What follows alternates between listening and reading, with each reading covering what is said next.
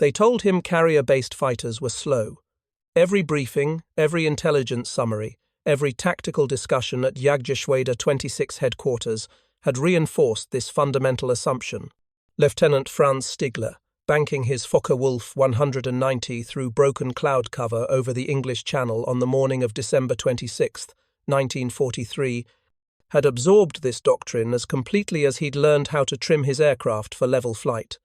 Carrier fighters were compromises. They had to be.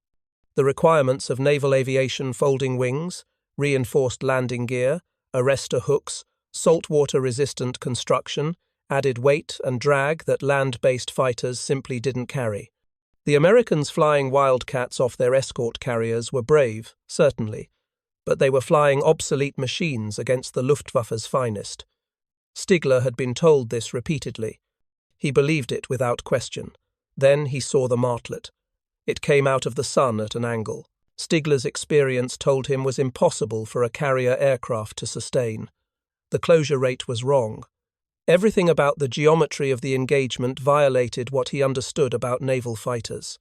His Focke-Wulf 190A5, one of the fastest fighters Germany produced, was capable of 395 miles per hour in level flight at 18,000 feet. He was doing perhaps 370 at the moment, having climbed to intercept what his controller had described as a British naval patrol. No serious threat. The Martlet was overtaking him. Stigler pushed his throttle forward, feeling the Bavarian Motorworks engine respond with its characteristic surge of power. 1,400 horsepower drove his aircraft faster. The Martlet stayed with him. He rolled right, a standard evasion that should have used his superior roll rate to break the engagement. The British fighter matched him, its stubby wings tracking through the turn with precision that suggested either exceptional pilot skill or aircraft performance far beyond what intelligence had predicted. When the first burst of 50 caliber tracers arced past his canopy, close enough that he could see individual rounds, Stigler realized something fundamental had changed in this war. The assumptions he'd flown with, the comfortable certainty that naval aviation meant inferior performance, were demonstrably wrong.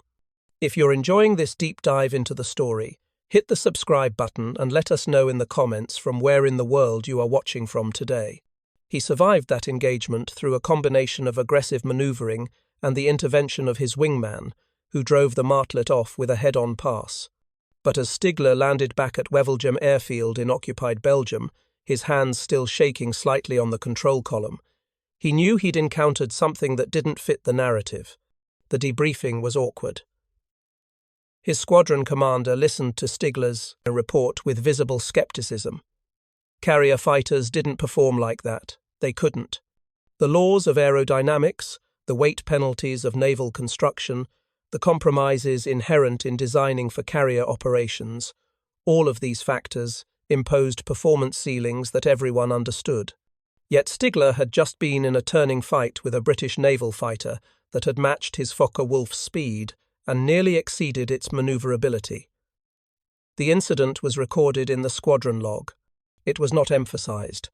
Within the Luftwaffe's command structure, there was considerable resistance to revising established intelligence assessments, particularly when those assessments supported comfortable assumptions about German technological superiority. If Allied carrier fighters were performing better than expected, it suggested problems with German intelligence gathering, with aircraft identification, or with the pilots reporting the encounters. It was easier to assume pilot error or a misidentification than to fundamentally reassess what Allied naval aviation had become. This institutional reluctance to update doctrine in the face of contradictory evidence would cost German pilots dearly throughout 1944 and 1945. But the pattern was already established by late 1943. German fighter pilots were engaging British and American carrier aircraft with expectations that no longer matched reality. The assumption that carrier-based fighters were inherently inferior to land-based aircraft was not irrational. It was based on sound engineering principles and historical precedent. Aircraft designed to operate from carriers faced requirements that land-based fighters simply didn't encounter. The flight deck of even a large fleet carrier provided perhaps 700 feet of usable deck space for takeoff, compared to runways that might stretch 5,000 feet or more at established airbases. Landing on a carrier meant hitting a moving target, a deck that pitched and rolled with the sea state, and stopping within a space measured in hundreds of feet rather than thousands. These requirements imposed design constraints that inevitably affected performance. The folding wing mechanism, essential for storing aircraft in the confined hangar spaces below deck, added weight and complexity. Every hinge, every lock, every structural reinforcement needed to ensure the wings stayed attached during carrier operations represented pounds that weren't contributing to speed or firepower. The landing gear had to be substantially stronger than that of land-based aircraft, built to absorb the violent deceleration of a carrier landing, where the aircraft dropped onto the deck at descent rates that would damage or destroy conventional landing gear. This meant heavier struts, stronger attachment points, more robust wheels and tires. The arrestor hook, mounted at the tail of the aircraft and designed to snag one of several cables stretched across the carrier deck, added still more weight. Saltwater corrosion was a constant enemy. Naval aircraft required special treatments, protective coatings, and careful material selection to survive the harsh environment. Aluminum alloys had to be chosen not just for strength and weight, but for resistance to the electrochemical reactions that salt spray accelerated. Every metal surface that might be exposed to seawater needed protection. This meant additional coatings, more frequent maintenance, and design choices that prioritized durability over absolute performance. The result was aircraft that were heavier, draggier, and generally slower than their land-based counterparts. This wasn't a failure of design, it was physics. German naval aviation, what little of it existed, had absorbed these lessons thoroughly. The Luftwaffe had observed British carrier operations during the Norwegian campaign in 1940 and during operations in the Mediterranean. They had studied captured British naval aircraft. They had read technical intelligence reports compiled by engineers who understood aerodynamics. The conclusion seemed inescapable. Carrier fighters were second-rate aircraft, useful for fleet defense and reconnaissance, but not serious threats in air-to-air combat against modern land-based fighters. The Fairey Fulmar, the primary British carrier fighter in the early war years, reinforced this assessment perfectly. The Fulmar was based on the Fairey Battle Light Bomber, a fact that immediately signalled its limitations. It was large, heavy, and slow, with a maximum speed of barely 275 miles per hour. It carried 2 crew members, a pilot and an observer, gunner, which made it useful for navigation over open ocean, but added weight that directly reduced performance. German pilots who encountered Fulmars over Norway and in the Mediterranean found them easy targets. They were stable gun platforms, well built, and could absorb considerable battle damage, but they simply couldn't compete with Messerschmitt 109 seconds or Focke-Wulf 190 seconds in terms of speed, climb rate, or maneuverability. The Fulmar confirmed what German doctrine already suggested. Naval fighters were not peers to land-based aircraft. This belief became embedded in Luftwaffe tactical thinking. Fighter pilots briefed on missions against British naval forces approached carrier-based aircraft with confidence born from repeated success. This confidence was not arrogance. It was based on demonstrated performance gaps that seemed to validate fundamental engineering trade-offs. The Martlet Mark IV that Franz Stigler encountered over the English Channel in December of 1943 was not the aircraft German intelligence had catalogued. It was not the Grumman F-4 Wildcat that American carriers had deployed in the Pacific, though it shared that aircraft's basic design. The British Fleet Air Arm had received their first Wildcats through Lend-Lease arrangements in 1940, initially designating them as Martlets to distinguish them from potential future direct purchases. The early Marks Martlet I and II had been essentially stock F-4, F-3 variants with minor modifications for British service. These aircraft matched German expectations reasonably well. They were capable, certainly, but they weren't fast. Maximum speed for a Martlet II was approximately 310 miles per hour at sea level, dropping to perhaps 295 at altitude, where thinner air reduced engine power. But the Martlet IV represented something different. Grumman had developed the F4F4 variant with a more powerful engine and numerous aerodynamic refinements. The Pratt & Whitney R-183086 twin Wasp radial engine produced 1,200 horsepower at takeoff, compared to the 1,100 horsepower of earlier variants. This sounds like a modest increase, just 100 additional horsepower, but in aircraft performance, particularly at the margins where drag rises exponentially with speed, relatively small power increases can produce significant velocity gains. The engine drove a 3-bladed Curtiss Electric constant-speed propeller with a diameter of 9 feet 9 inches, optimized to convert that power into thrust across a wide range of speeds and altitudes. Grumman's engineers had also refined the airframe. The cowling around the radial engine was redesigned to reduce drag while maintaining adequate cooling airflow. The original F4, F3 had used a somewhat bulbous cowling that prioritized cooling over aerodynamics. The F4, F4 cowling was sleeker, with carefully designed air intakes that fed cooling air to the engine cylinders through internal baffles, then exhausted that air through outlets positioned to minimize drag. Every panel gap was sealed more carefully. The landing gear fairings were streamlined. Even the radio antenna mast was repositioned and reshaped to reduce air resistance. None of these changes individually made dramatic differences, but cumulatively, they reduced the total drag coefficient enough to matter. The result was an aircraft capable of 318 miles per hour at 19,000 feet in standard atmospheric conditions.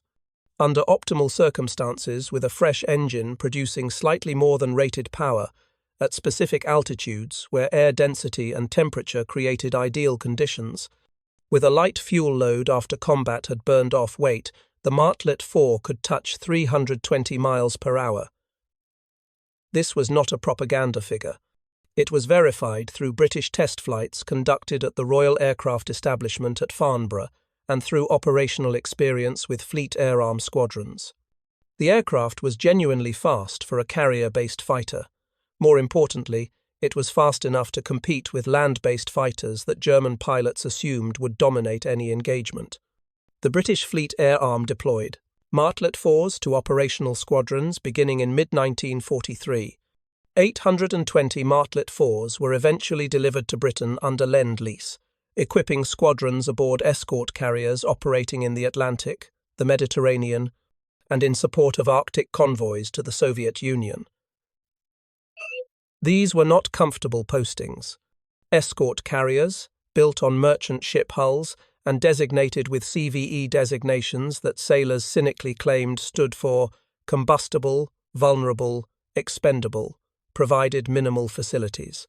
Flight decks were short, perhaps 450 feet of usable space compared to 700 or more on fleet carriers. Hangar spaces were cramped. Maintenance facilities were basic. Pilots operating from these ships launched into hostile airspace, knowing their carrier offered limited protection, and that landing back aboard, particularly in North Atlantic weather, tested skill and nerve every time. Yet these squadrons achieved remarkable results. 894 Squadron, operating Martlet IVs from HMS Vindex in the Atlantic during 1944, engaged German Junkers Ju-88 reconnaissance aircraft on multiple occasions.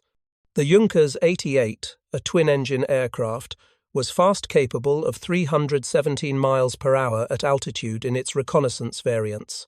German aircrews flying these missions expected to outrun carrier fighters if detected. They could not. Martlet IVs from 894 Squadron caught Ju-88 seconds that attempted to flee at maximum speed, close to firing range, and shot them down with the Martlet's 650 caliber Browning machine guns. Each gun was loaded with 400 rounds, providing a total of 2,400 rounds of ammunition. The combined fire from all 6 guns, converging at a point approximately 250 yards ahead of the aircraft, produced devastating effects on target. If you find this story engaging, please take a moment to subscribe and enable notifications.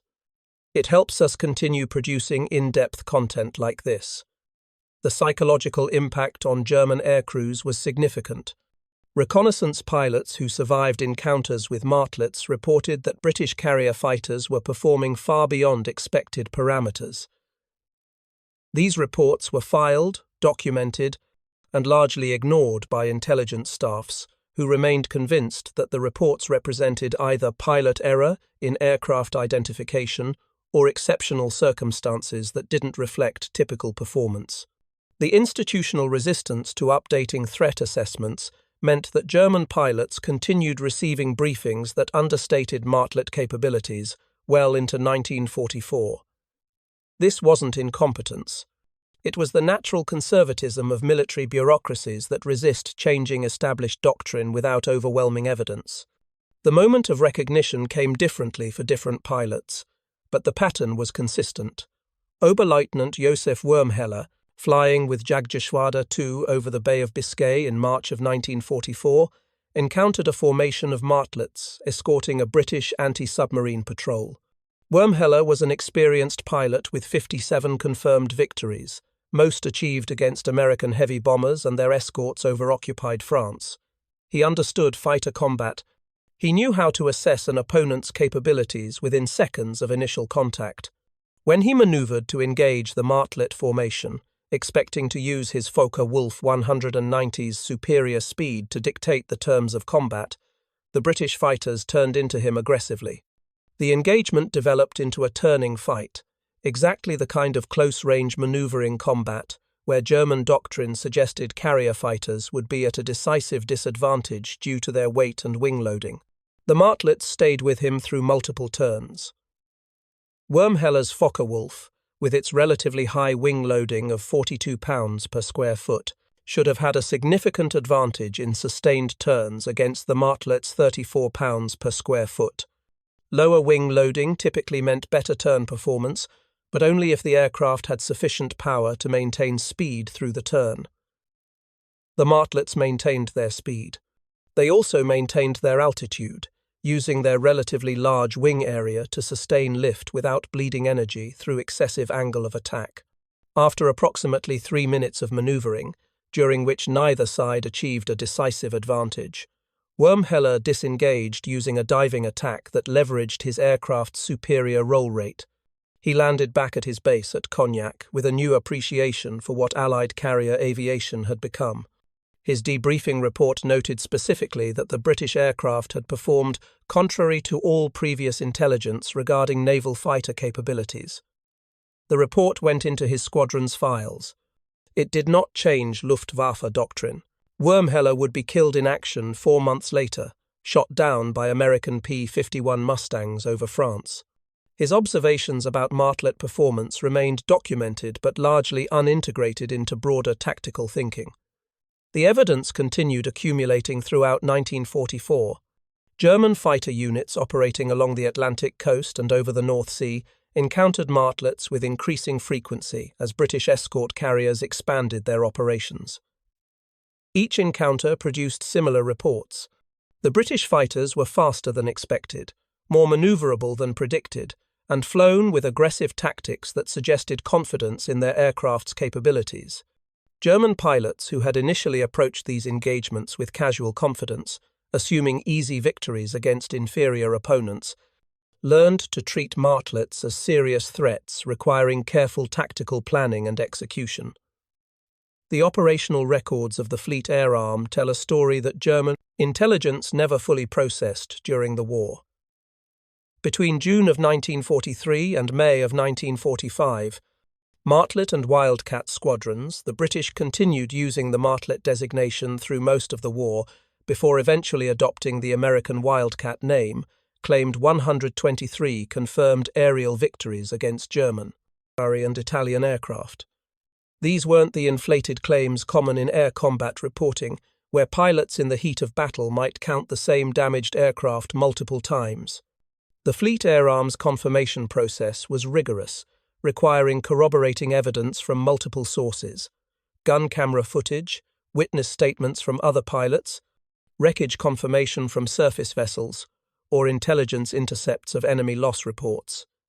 The actual number was probably higher. Many engagements occurred over open ocean where confirmation was impossible.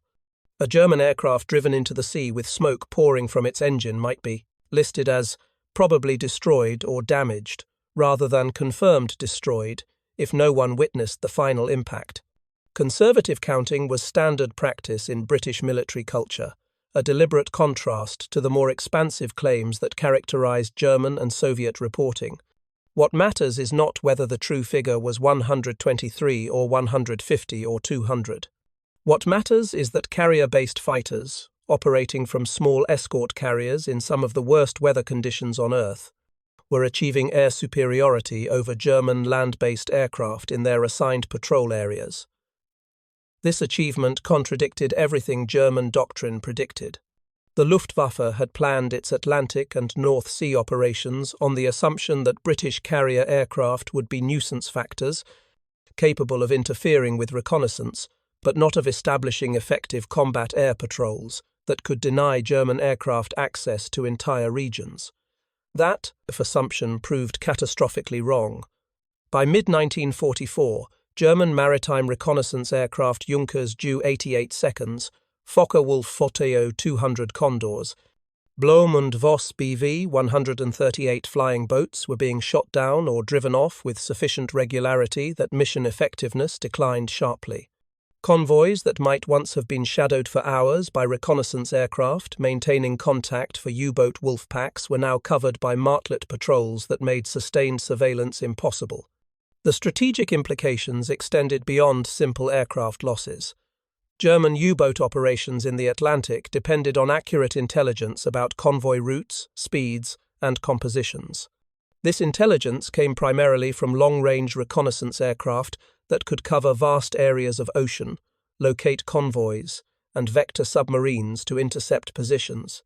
When those reconnaissance missions became prohibitively dangerous due to carrier fighter patrols, U-boat effectiveness decreased correspondingly. There were other factors, certainly improved Allied anti-submarine warfare tactics, better radar, more escort vessels, the breaking of German naval codes. But the presence of effective carrier-based fighters over convoy routes represented a significant degradation of German capabilities that intelligence assessments had not predicted. The cost to German aircrews was measured not just in aircraft losses, but in the psychological burden of discovering that comfortable assumptions were false.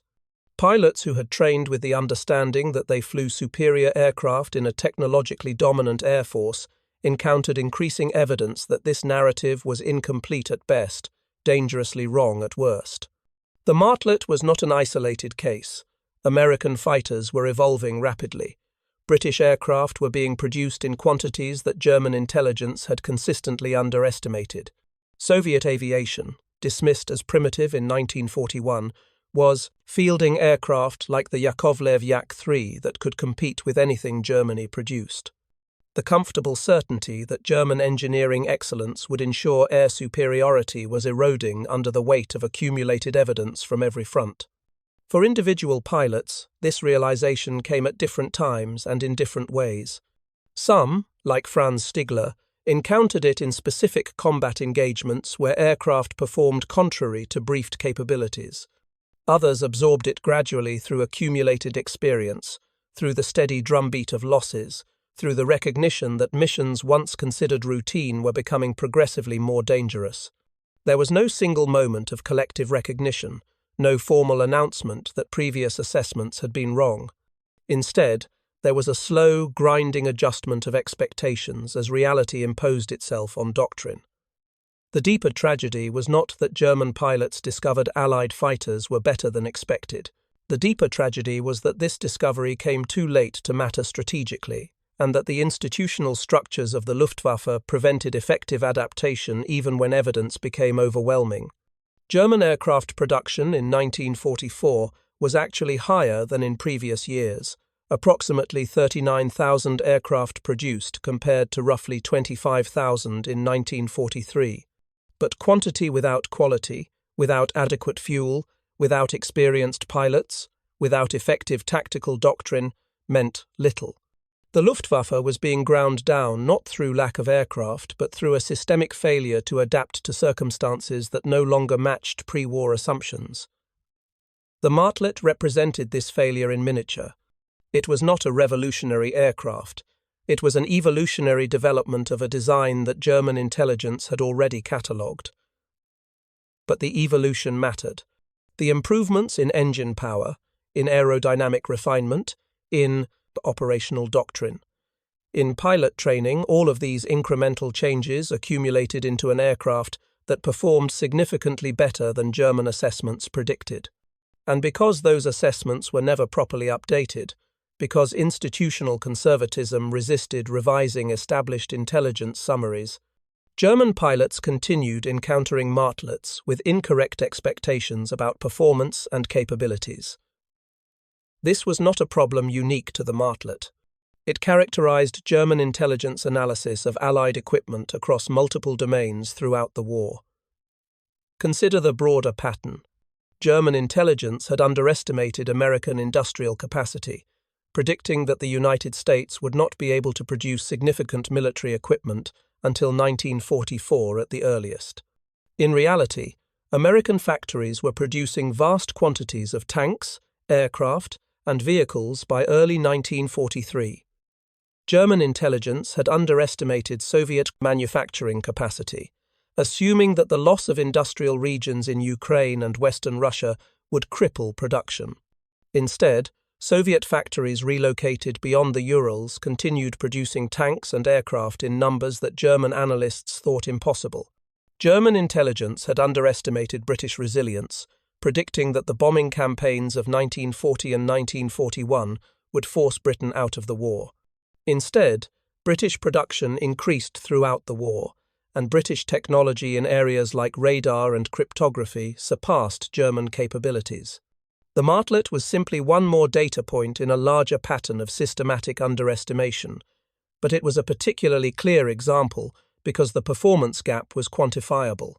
German intelligence had assessed carrier fighters as capable of approximately 290 to 300 miles per hour. The Martlet 4 was actually capable of 318 to 320 miles per hour. That 18 to 30 mile per hour difference was the margin between successful interception and frustrating escape, between establishing air superiority and being denied it. In fighter combat, where engagements are often decided by small advantages in speed, climb rate, or maneuverability, an 18-mile-per-hour error in threat assessment was operationally significant. The pilots who survived these encounters carried the knowledge forward, but many did not survive. Luftwaffe pilot losses in 1944 and 1945 were catastrophic. Experienced pilots who had learned through hard combat experience how to accurately assess Allied capabilities were replaced by hastily trained replacements who had absorbed the same outdated doctrine their predecessors had been taught. The institutional knowledge that might have driven doctrinal reform was being killed faster than it could be disseminated. By the time Franz Stigler's December 1943 encounter with the Martlet might have influenced training materials, the pilots who would have benefited from that updated training were already dead or captured. The cycle of false assessment, combat revelation, and individual learning was simply too slow compared to the pace of attrition. When the war ended in May of 1945, hundreds of Martlets remained in Fleet Air Arms service. Many continued operating into the immediate post-war period, conducting patrols and training exercises as the vast military machine of the Allied powers slowly demobilized. The aircraft themselves were gradually retired, replaced by newer designs, the Seafire, the Firefly, and eventually by jet aircraft that rendered piston-engine fighters obsolete. The last Martlets left frontline service in 1946. Some were sold to civilian operators, some went to museums. Most were scrapped, their aluminum recycled for peaceful purposes. The physical aircraft disappeared, but their operational legacy remained in the institutional memory of naval aviation. The Fleet Air Arm had learned what effective carrier-based fighters looked like. They had learned that proper aircraft, properly employed, could compete with land-based fighters despite the inherent compromises of naval aviation. This knowledge informed post-war British naval aircraft development and contributed to the doctrinal framework that would govern carrier operations in future conflicts. The Martlet proved that carrier fighters were not inherently second-rate, that the performance penalties of naval construction could be minimized through careful engineering, and that aggressive tactics and skilled pilots could overcome remaining disadvantages. These lessons were absorbed into the institutional culture of the Fleet Air Arm and influenced British naval aviation for decades. For the German pilots who encountered Martlets and survived to see the war's end, the experience was simply one more episode in a larger narrative of discovering that the world did not match the story they had been told. The Luftwaffe had begun the war with genuine technological advantages and a corps of exceptionally well-trained pilots. By the war's end, those advantages had evaporated. Allied aircraft equaled or exceeded German designs across most performance categories. Allied production vastly exceeded anything Germany could achieve. Allied pilot training, though initially inferior, had evolved into systematic programs that produced competent pilots in large numbers. The comfortable assumptions of 1939 and 1940 that German technology was superior, that German training was unmatched, that will and skill would overcome material disadvantages, had been systematically disproven by years of accumulated evidence. The Martlet was not responsible for this transformation. It was simply one small example of how that transformation manifested in operational reality. A carrier-based fighter that wasn't supposed to be fast enough to catch reconnaissance aircraft or agile enough to dogfight with land-based fighters proved capable of both. German pilots who encountered it had to adjust their tactics, had to treat it as a serious threat, had to abandon the comfortable assumption that carrier fighters were easy opponents.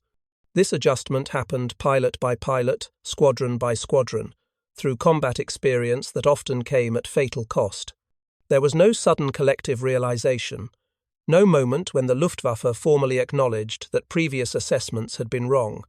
There was only the slow, grinding process of learning through loss, of watching assumptions collide with reality, of discovering too late that the enemy you had underestimated was more capable than you had believed possible.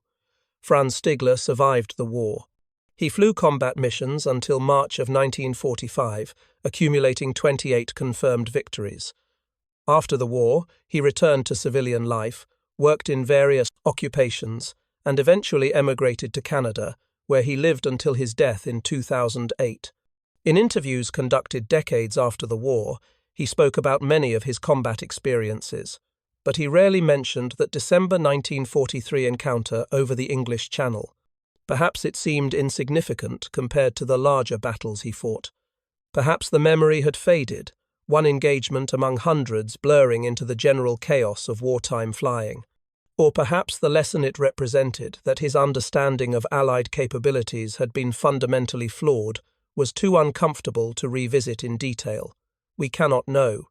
What we know is that he survived when many did not, that he learned what Allied fighters could do through direct experience, and that he carried that knowledge forward even though it could not change the war's outcome. The Martlet Merc 4, that stubby carrier fighter with its radial engine and its deceptive performance, continued flying patrol, missions over hostile waters through the war's final months. The pilots who flew them, launching from escort carrier decks in North Atlantic gales, in Mediterranean heat, in Arctic cold, accomplished what German doctrine said was impossible. They established air superiority with carrier-based aircraft. They protected convoys.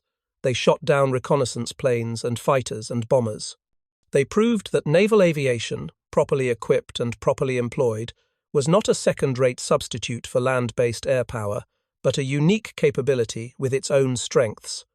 And they did this while German intelligence reports continued, with decreasing frequency and increasing desperation, to insist that carrier fighters were inferior opponents that posed no serious threat. The reports were filed, the pilots died, the convoys sailed, and the war ground on toward its inevitable conclusion, powered by industrial capacity and technological adaptation that the losing side had never quite understood, until it was far too late to matter. Thank you for watching. For more detailed historical breakdowns, Check out the other videos on your screen now, and don't forget to subscribe.